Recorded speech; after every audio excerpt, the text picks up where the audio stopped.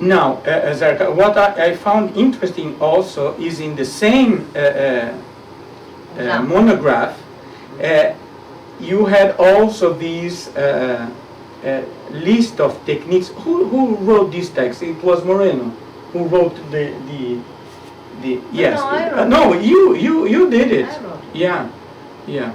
Yeah. Moreno. When I said it was Moreno, you are also Moreno. Right. The female Moreno. So you did that, this text. So you. He just suggested one day it would be nice to have some kind of summary, and that's all. So I did it. Mm-hmm. So one of the techniques now, talking about the techniques, the first one is soliloquy. Yeah. So if I understand well, in the soliloquy thing, I am Sergio. I am 6 years old, and I just wanted to tell you how happy I am being together with Zazinho again. That's not necessarily it. That's not necessarily soliloquy. Imagine you're playing out marbles, Mm-hmm. and your friend is teaching you. You're not speaking to him because you want to learn, but your soliloquy is, he's so much better at this than I am. Am I ever going to be as good as he is? Or whatever. Understand? Mm-hmm. So myself talking about that. Yourself talking about what you're experiencing. Uh-huh. Sometimes a soliloquy is, you're sitting in front of a boss, and he's being very bossy. And not you, but I'm a person. And you feel, oh, this man is such a bore. He keeps telling me the same thing. I never learn anything new from him. And he treats me like I'm a nincompoop, you know? That's the soliloquy. He treats me as if I'm worthy his considerations. You can't do that in the scene, but you can do it in the psychodrama. Yeah, and speaking with myself is as if I was alone. Right. Then there is. Remember Hamlet, the famous soliloquy. If Yeah. anybody ever remembers anything about Hamlet, it's his famous soliloquy. Uh-huh. Mm-hmm. The second technique is what you call the therapeutic soliloquy. Therapeutic soliloquy is, I'm really better at this than I thought I was. I'm really better at my job than my boss thinks I am. I'm good at my work. Mm-hmm. I have to let him see that I'm good at my work. You know what? Since I started playing marbles, I am pretty surprised how much I have improved on doing that. And there you are. Okay, technique number 3, self-presentation. Well, you already did that. Yes. That's already So the one I started doing. I am so many years old. I am playing with my friend, and I'm doing such and such. Good. Yeah. Then the fourth one is self-realization. Yeah, that's in, for instance, let's say that this was not a good relationship. Not this particular one, but some, or anyone. And you realize that you really don't enjoy being with that person. I don't really know if I want to be with that person. I have to think about this for myself. Maybe, you know, I have another friend. I think I'm going to spend more time with the other one. I'm worthy of a better relationship. The other thing is a situation that has never happened, but that you desire to have happened. It's also a form of self-realization. I wish I had talked to my brother on the phone before I became so angry at me. I wish I'd written that letter I was planning to write and didn't. Yeah? You can do it right there. Yeah. And then there is the fifth, which is quite impressive. Hallucinatory psychodrama. What? Hallucinatory. I don't know if Hallucinatory. Oh, that's mental patients, what they are hallucinating. And you will read about that in my book too. I'm going to produce that. Okay, so this is something that has to do we used with with patients. mental illness. The emotional and hallucinatory content. Yeah, you'll read that in my book. Then we have the double technique. That's the double has been a shadow figure in much literature. Dostoevsky wrote a beautiful short story on the double. Everybody should read. But it was a double that turned against the protagonist. In psychodrama, the double enhances the protagonist. For instance, I'm standing next to this person and I'm feeling, oh, I'm so sad and I can't tell anybody. My boyfriend just left me and I feel awful.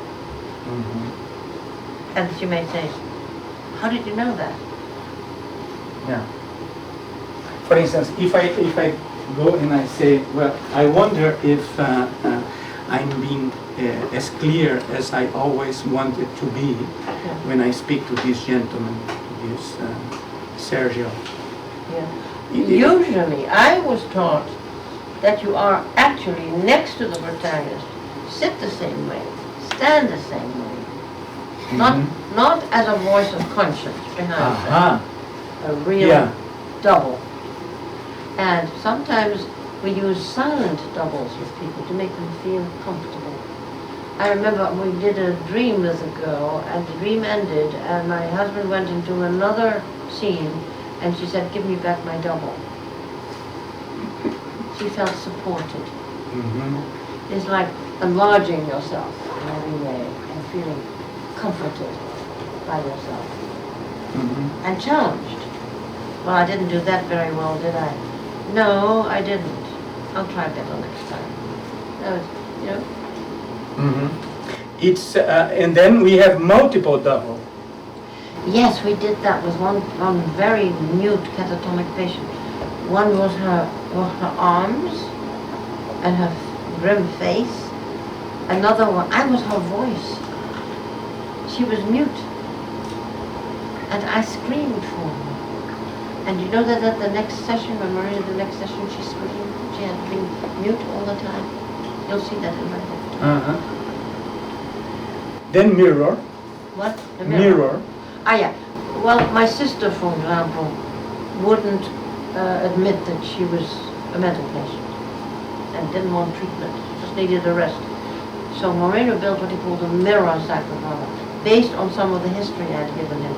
And he constructed a family scene in which she was not being sick, but arguing with my parents.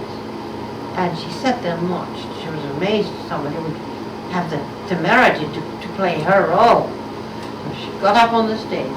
She said, that's very nice, thank you. That's not the way it was. Let me show you. That was exactly what he wanted. And we've done mirror psychodramas for a lot of patients who couldn't or didn't want to commit themselves to the stage. Yeah. A mirror. But you don't do it to shame them. You do it to help them open up. Yeah. For instance, a situation where someone could come and play like I was playing as a child, playing marbles, and then I will be sitting there and looking at this situation. With the two together. Yes, and there's a certain point. Situation. At a certain point, I could come and say, look, this is not exactly how I am doing. The way I'm doing is like this, and I'm smiling. I'm not unhappy. Unhappy. Good. Then we have role reversal. Well, you already did it. I did it with my close friend. Yeah. And that's very significant. If you can even emotionally role reverse with an opponent. I mean, this was a pleasant role reversal. Sometimes you have unpleasant ones. But you have to learn the point of the mental view of this other person in order to understand how to get along, or to decide not to get along. And it's perfectly all right. Say, no, I can't deal with that person. I'm not going to bother. And the fact that I am not able to role reverse with someone means that I'm not able to solve the conflict with this person. Yes, it's a blockage. Yeah. It is. Now, however, somebody asked me that, is that a sociometric position? I said, no. It could very well be that the protagonist had not yet worked through the conflict with this person separately from this person. Because I knew one woman said, I can't be my mother. I said, I see that, and I didn't force her. She wasn't ready. There has to be certain readiness, openness to be able to do that. But you don't force it. That's a clinical observation you make. Then we have another technique called the future projection. Ah, yes. Here I am. I'm in England, and I'm talking, and I'm preparing to go to America. And I have in my mind an idea. I'm offered a job, and I take the job, but really I'm not pleased with what the job is going to mean in the long run. Fortunately, I don't go. But my projection is, if I go there, I'm going to be on the west coast of America, when all my relatives are on the east coast. I don't think I can do that. Or I can say, well, here we are, 2016, and I am now back to Brazil. Correct. So, voila.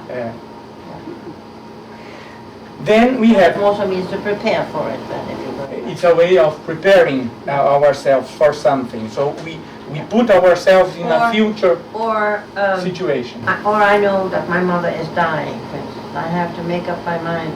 Am I going to go and see her in England, or do I stay here? What do I do?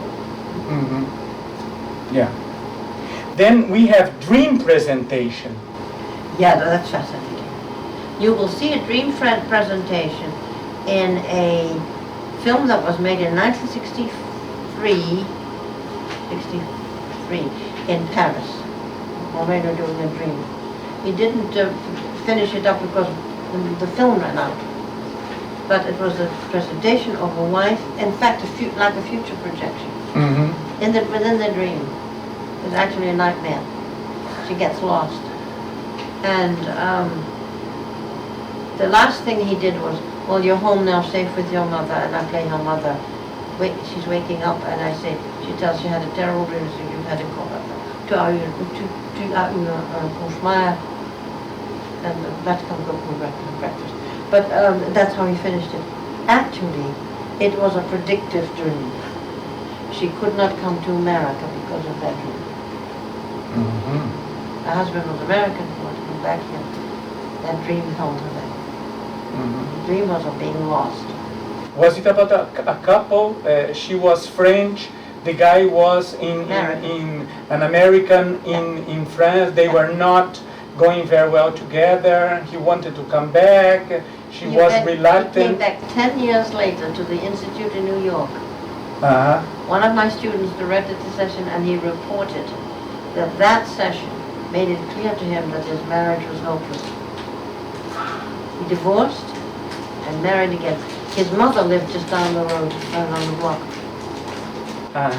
So this was a combination of future projection, dream presentation. And then we have retraining of the dream. No, actually, the dream was a future projection within the dream. Within the dream. Yeah. Fine. And then you have what? The retraining of the dream. Yeah. With the retraining, that Moreno said, there's some dreams, he didn't do it because I said we ran out of film. But normally what he would have done would have said, you can change the dream any way you want. But we actually make them go to sleep. I mean, I used to have a mattress. We make them lie down the way they do at night. Is your husband here with you? Are you alone? What time is it? Day, night, only a night is it? What's the room? I'm not going to have that, the room light. And you take the position you had when you fell asleep. And then the moment the dream comes, you make them get up. And they go put into the dream. But it's bodily into the sleep position of the sleeper. The position of the sleeper is different from reliving a dream. You start by lying down and sleeping. Good. And then we have doing it is, this is a painful situation. Let's redo it. In other words, the dream doesn't concentrate, doesn't work on you. You work on the dream. You can change it any way you want to make it more to find some solution to this problem. Yeah. And then we have the 13th technique called therapeutic community. What about that? That's when people get together for this, treatment of drug addicts or any kind of addiction. They are separate from the community, taken as a special residential community. That's how we treated drug addicts in the 80s and 90s, especially in Italy. I worked with therapeutic communities. But the whole purpose there was to get well.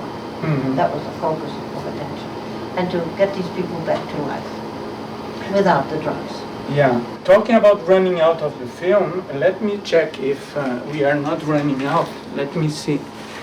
Well, I think that we still have some time, but